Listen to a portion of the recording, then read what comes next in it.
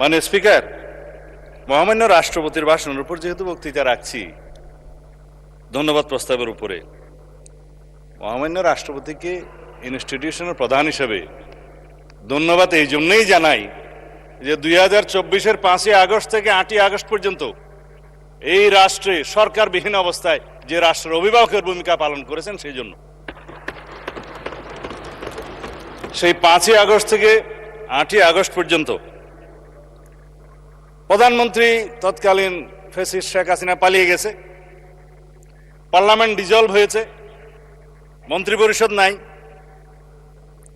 এবং 106 কনস্টিটিউশনের অ্যাডভাইজারি রোলের বিপরীতে প্রেসিডেন্ট অ্যাডভাইস চেয়েছেন সুপ্রিম কোর্টের কাছে, যার অনুবলে ইন্টারিম গভর্নমেন্ট সৃজন হয়েছে, কিন্তু কোনো টাইম লিমিট দেওয়া ছিল না। তারও একটা কারণ ছিল, চিফ জাস্টিস এবং অ্যাপিলেট ডিভিশন পদত্যাগ করেছে। সেই রকম একটা অবস্থায় এই রাষ্ট্রের অভিভাবকের ভূমিকা হিসেবে তাকে দায়িত্ব পালন করতে হয়েছে, সেই জন্য ধন্যবাদ জানাই। ভাষণের জন্য পরে দেব।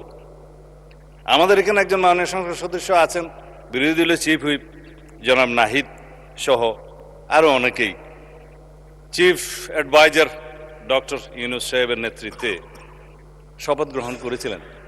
রাষ্ট্রপতিকে তখন তারা স্বীকৃতি দিয়েছে। মাননীয় স্পিকার, এখানে যখন বলে যে 2024-এর ইন্টারিম গভর্নমেন্ট, আমি আসলে কিছু কথা বললে হয়তো অনেকে অন্যভাবে নিবে। এই ইন্টারিম গভর্নমেন্টটা ছিল ভিতরে বাইরে দুই দলের সমর্থনে। তো এক দল ছিল যমুনার অভ্যন্তরে, আর একটা দল ছিল যমুনাকে কিনারে। তো মাননীয় স্পিকার, তখন তারা এখন বলতে পারে যে আগে কি সুন্দর দিন কাটাইতাম, এখন নাই। আমি এই ভাষায় বলতে চাচ্ছি না, আগে যা ভালো ছিল তা হঠাৎ করে এখন মন্দ হলো কিভাবে, এটা স্ববিরোধিতা।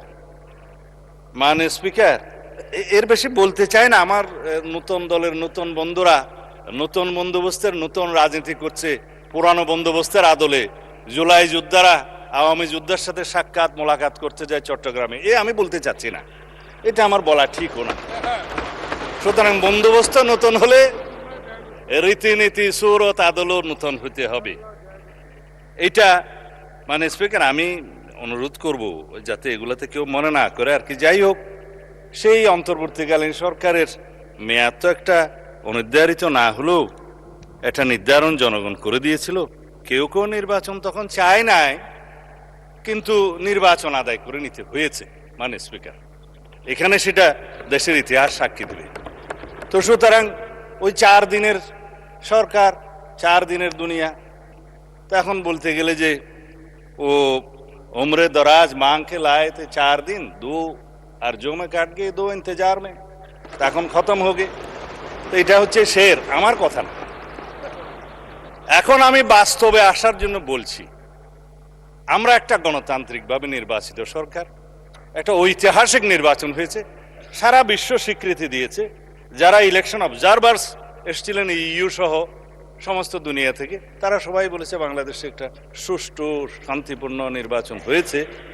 গত পরশুদিন ইইউর নির্বাচন পর্যবেক্ষণ মিশনের চূড়ান্ত প্রতিবেদন দাখিল হয়েছে, আমাদেরকেও দিয়েছে, মাননীয় বিরোধী দলীয় নেতার কাছেও দিয়েছেন। তো তারা বলেছেন নির্বাচন বিশ্বাসযোগ্য, কোনো ইঞ্জিনিয়ারিং দেখা যায়নি।